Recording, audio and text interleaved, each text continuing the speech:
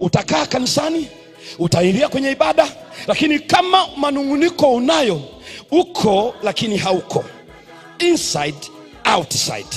Na kinachokufanya uende nje ni manunguniko, kwa sababu kinachokuingiza ndani ni imani. Manunguniko yanapiga, yana kick faith out. Yanapochukua imani nje, ubaki ndani, unakuwa nje. Fuatilia uone watu wengi ambao unasikia wameasi, wamefanyaje. Hawakuasi ghafla, walianza na kunungunika. Wananungunikia viongozi, wananungunikia sijui nani, wananungunikia hiki na kile. Yani wewe ukinungunikia mara hiki uongozi wa kanisa la Burka Kirumba maana wewe ni mtakatifu, mwisho hata utakuja ibada, maana unaona wao ni waovu, wewe ni mtakatifu. Utanungunika kweli, kwa sababu hayo yote maana yake itakutoa. Na siku zote ukisikia mtu anasema nawaachia ibada yao, nawaachia kanisa lao, nawaachia kwaya yao, ujue ni utoto tu unawasumbua. Ni utoto tu unawasumbua. Yesu amesema makwazo hayana budi kuja, lakini asemi yakija jikwae. Hatuna hiyo haya, hatuna. Ndio maana nyumbani kwako hujatoroka, kwani hayako makwazo? Nasema hakuna makwazo nyumbani, mbona hujatoka? Sijawahi kuona mgonjwa anatoka hospitalini eti amekwazwa na wagonjwa wenzake. Tunaenda kumsalimia asubuhi, wakati asubuhi anasema unitoe dada, nitoe. Kwa nini? Hawa wagonjwa hawa wamenikwaza leo, wamenipigia makelele mno, nitoe hospitali. Unakimbia wagonjwa wenzako? Una akili kweli? Hospitalini utoroki, eti kanisani unatoroka. Utoto tu, utoto tu. Na hayo yote yatakutoa nje, na ibilisi anafika na kunasa kiurahisi sana. Wengi wanaoanguka na kuanza kusema kanisa ni Babeli, kanisa la Laodikia, walianza na manunguniko.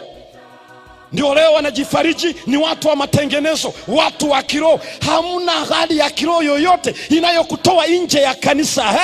Hili kanisa hakuna jingine, second to none. Samiri tatiche wapi? Nje ya kambi utalambwa na moto. Tarambwa na moto tu. Mtu yeyote anayesema wana matengenezo halafu anasoma aya za N.G. White ambazo zinasema hii ndio kanisa la Mungu wakati wa mwisho, Remnant Church, hii sio Laodikia wala sio Babeli, ni kanisa la waliosalia.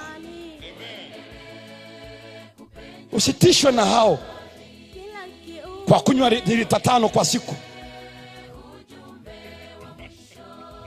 Wanasema wanafanya matengenezo. Tengenezo gani wakati ni wakali kuliko pilipili kichaa?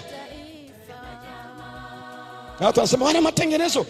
Sio wana matengenezo, ni offshoots. Matengenezo yanafanyika ukiwa ndani ya kanisa hili. Wote wanaotoa matengenezo nje, hao ni offshoots, backsliders.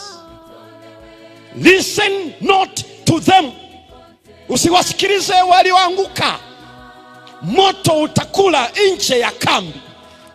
Na nilisema hivi wazi tu, hata wangelisema sisi ni wa kiroho huko nje. Hakuna mtu wa kiroho aliyokuwa ndani ya kanisa hili halafu akatoka eti humu ni waasi kwa sababu ya mchungaji Sema, kwa sababu ya mchungaji Kuyenga, kwa sababu ya mzee wa kanisa. Usisahau ni kanisa hili ambalo wakati hata viongozi waliokuwa ndani ya kanisa walilala na wanawake waliofanya ibada wakati wa Eli kuhani mkuu, lakini ndani ya nyumba ile ya sala, Hana alipozungumza na Bwana, Mungu alisikia sauti yake. Ona waachia, humu ni waovu wote, wewe ndio muovu. Sisi tuko kwenye kituo cha kutengenezwa. Acha kuchemuka.